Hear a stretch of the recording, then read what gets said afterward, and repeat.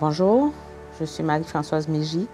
Je suis sénatrice indépendante, représentante de la division sénatoriale de Rougemont, dans la province de Québec. Je suis ici ce matin pour dialoguer avec Priscilla du mois de l'Histoire des Noirs. Bonjour, je m'appelle Priscilla Odiakabengele et je suis page au Sénat pour l'année 2018-2019. Je représente la province du Québec. Je vais vous poser la première question. OK. Que signifie pour vous le mois de l'Histoire des Noirs et pourquoi est-ce important? Le mois de l'Histoire des Noirs, c'est vraiment très important pour nous. Ça nous permet de nous remémorer les réalisations des Noirs, de toute la communauté noire au sein de la société canadienne. Ça nous permet de célébrer ceux qui ont fait des belles réalisations. Ça permet d'éveiller la conscience nationale sur la diversité de la société canadienne et aussi de la célébrer. Ça nous permet de trouver ensemble des solutions pour combattre le racisme. Ça peut nous permettre aussi, et ça, il faut insister là-dessus, de faire connaître l'histoire qui n'a jamais été mentionnée. Parce qu'on considère souvent, quand on parle du mois de l'Histoire des Noirs, que c'est le fait d'un groupe de personnes données, alors qu'en fait, c'est un aspect de l'histoire du Canada. C'est notre histoire. Et vous, qu'est-ce que ça représente pour vous? Mais je pense que vous avez presque tout dit. C'est, comme vous dites, c'est un moment où on doit, en tant que société, se souvenir de ce qui a été fait, apprécier aussi ce qui a été fait et célébrer, comme vous dites, les réussites, les exploits de plusieurs personnes. Je pense aussi que c'est un temps qui nous rappelle à nous, aujourd'hui, que la diversité canadienne n'a pas commencé aujourd'hui. Ça nous rappelle que cette relation, cette importance que nous avons en tant que Canadiens, mais en tant que Noirs canadiens, n'a pas commencé aujourd'hui, qu'on a tous, Canadiens, participé au développement du pays et à faire du pays ce qu'il est aujourd'hui. Donc pour moi, c'est un temps très important et que j'apprécie énormément. Je vais te poser la deuxième question. Grandir en tant que Noir au Canada, ça ressemble à quoi? Êtes-vous confronté à des obstacles? C'est une très bonne question. Grandir au Canada en tant que Noir, je pense que c'est une expérience qui est différente pour chaque personne, selon son origine, selon aussi sa situation personnelle. Par exemple, moi, je ne suis pas née au Canada, mais je suis arrivée au Canada très jeune, j'avais à peu près 13 ans. Donc, ce qui fait que mon adolescence, je l'ai passée au Canada. Donc, comme on rigole souvent chez nous, mon identité de femme, jeune femme, je l'ai bâtie ici, dans mon adolescence. Et grandir au Canada est une très belle expérience. Ça m'a permis de rencontrer des belles personnes, de m'ouvrir à des nouvelles choses, à des belles choses.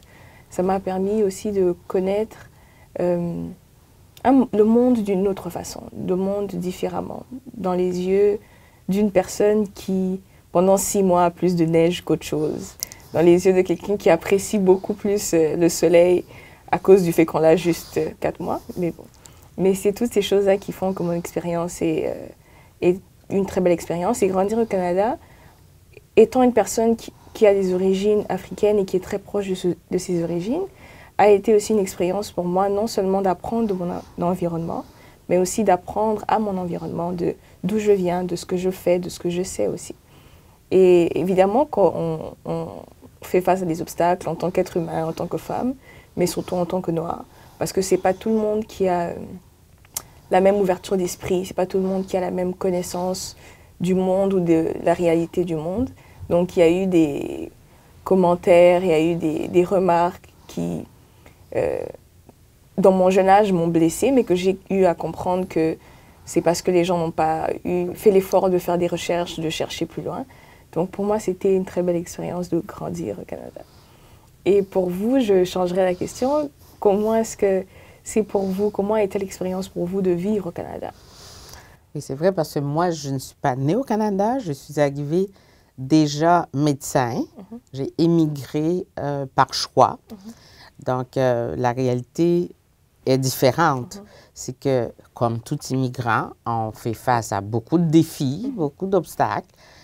Et sinon, même si je vais vous donner un exemple au niveau professionnel, la non-reconnaissance du diplôme au début, on faisait face à l'époque à des quotas pour nous admettre dans un milieu de stage clinique et tout ça. Puis dans la vie de tous les jours, on rencontre, comme vous avez rencontré du monde avec des histoires blessantes, bien, c'est des réflexions qui partent d'idées préconçues de ce qui se véhicule dans la société.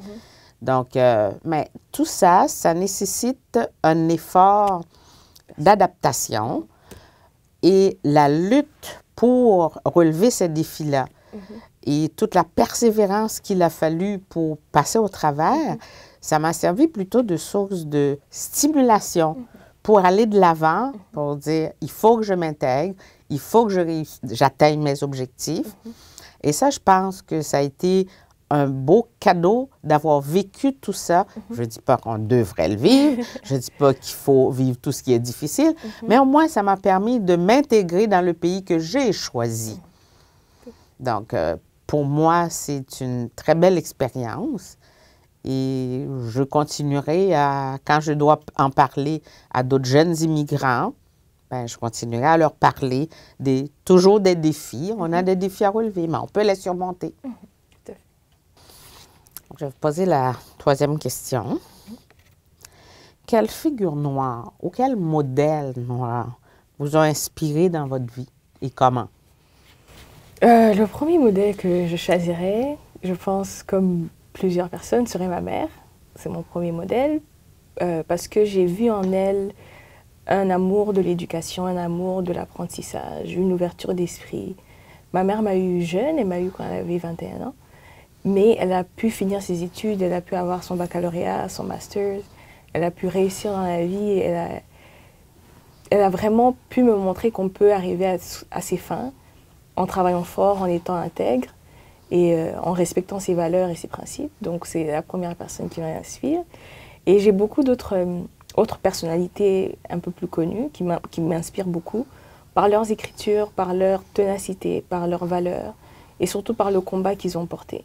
Donc je peux citer Aimé Césaire, je peux citer Mohamed Ali et surtout, un de mes préférés ces derniers temps, c'est Daniel Laferrière. Ah, okay. Et tous ces hommes m'ont beaucoup inspiré dans leur résilience, dans leur intelligence surtout, et dans leur façon d'utiliser leurs connaissances pour arriver à leur fin, pour faire passer un message. Mais un message qui unit plus qu'autre chose, un message qui permet à l'autre de nous comprendre et nous permet de se faire comprendre. Donc toutes ces personnes m'inspirent grandement. Et j'aimerais vous poser à vous la question, je pense que vous avez sûrement une très belle liste, mais quelles sont les personnalités noires qui vous ont inspiré? Et surtout, comme vous êtes en politique, quelles sont les grandes réalisations des personnes noires en politique? Il y en a beaucoup. Il y en a beaucoup de personnes noires qui ont fait des belles réalisations en politique. Il y en a beaucoup aussi qui se sont dirigées vers la politique au fil des années. Mais je vais me contenter de parler de deux, parce que ce sont les deux principales qui ont permis que, justement, aujourd'hui, qu'on se rencontre. Je pourrais commencer par Mme Jane Augustine. C'est la première femme noire qui a été élue au Parlement. Et elle était la députée de la région Etobicoke-Lakeshore. Et elle a apporté une motion à la Chambre des communes consacrant le mois de février comme mois de l'histoire des Noirs. Et ça a été accepté, ça a été adopté à l'unanimité à la Chambre des communes. Et en 2008, il y a eu M. Donald Oliver, qui, lui, est devenu le premier sénateur noir à siéger au Sénat. Et lui aussi, il a apporté une motion semblable, mais une motion qui ajoutait la reconnaissance des réalisations des Afro-Canadiens et aussi la reconnaissance du mois de février comme mois de l'histoire des Noirs. Et ça a été aussi adopté à l'unanimité. Donc, aux deux chambres, la Chambre des communes et au Sénat, on a une motion qui soutient que le mois de février est le mois de l'histoire des Noirs. Et c'est pour ça que je pense que c'était important que ce soit d'eux que je parle aujourd'hui. Je vais vous poser la 4e question. Comment le fait d'être une personne de couleur influence-t-il votre quotidien en tant que Canadienne? Je pense qu'en tant que Canadienne, être une personne de couleur influence mon quotidien parce que je regarde le monde différemment. Je regarde le monde avec un peu plus de compassion, avec un peu plus de compréhension, avec un peu plus d'appréciation aussi, mais aussi avec un peu plus d'acceptation de la différence. Parce que étant une personne qui est généralement jugée au premier abord par ma couleur de peau, et des fois le jugement il est positif, des fois négatif, donc je sais qu'est-ce que ça fait d'être jugée au premier abord. Donc j'essaie du mieux que je peux dans mon quotidien de ne pas juger les personnes que je rencontre, peu importe l'état dans lequel ils sont, peu importe la situation dans laquelle ils se trouvent. Donc je pense qu'être une personne de couleur au Canada étant canadienne me permet de mieux apprécier aussi ce que le Canada a à offrir et ce que le Canada offre quotidiennement. Et ce que le Canada offre n'est pas seulement matériel, mais c'est aussi immatériel. Mais son immatérialité vient des gens, les valeurs qu'on a, les valeurs qu'on défend en tant que nation, en tant que personne. Toutes ces choses, je les apprécie un peu mieux, je m'y associe aussi un peu mieux. Je comprends quand on dit qu'on doit être une nation qui accepte la diversité, qui comprend l'égalité. Toutes ces notions d'équité, je les comprends et j'y adhère avec un peu plus d'ardeur parce que je sais, je comprends et j'ai une autre vue sur les choses. Donc je vous relancerai la question à vous. En quoi le fait d'être une personne de couleur influence-t-il votre travail de sénatrice? En tant que sénatrice, je travaille vraiment dans les hautes sphères de la démocratie canadienne. Et ça, j'en suis vraiment très fière. Et là, en tant que sénatrice, mon rôle, c'est de défendre les intérêts de tous les Canadiens et Canadiennes, de défendre les divisions sénatoriales que nous représentons, mais aussi les sous-représentés au Sénat, comme les minorités, par exemple. Ça, c'est notre rôle. Mais vous pouvez bien comprendre qu'en tant que femme immigrante et de race noire, les dossiers dont les enjeux sont liés, sont étroitement liés, ben c'est sûr que je vais développer une certaine sensibilité lorsque je dois les analyser. Mais en règle générale, nous tenons à notre rôle. Nous sommes tenus à notre rôle de second regard objectif sur tous les dossiers qu'on va nous apporter au Sénat.